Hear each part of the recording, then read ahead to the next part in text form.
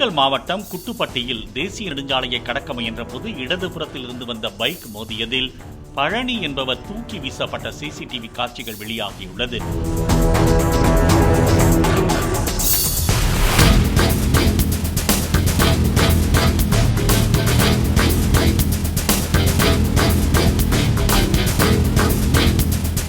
சாலையின் நடுவில் விழுந்து படுகாயத்துடன் கிடந்த பழனியை பைக்கில் வந்த இருவரும் சாலையோரம் வீசிவிட்டு பெண் ஒருவர் வந்ததும் அங்கிருந்து தப்பியோடினர்.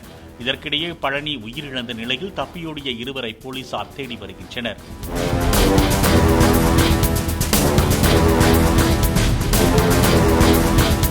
பிளே ஸ்டோர் மற்றும் ஆப் ஸ்டோரில் இருந்து பாலிமர் செயலியை QR கோடு மூலம் பதிவிறக்கம் செய்யுங்கள்.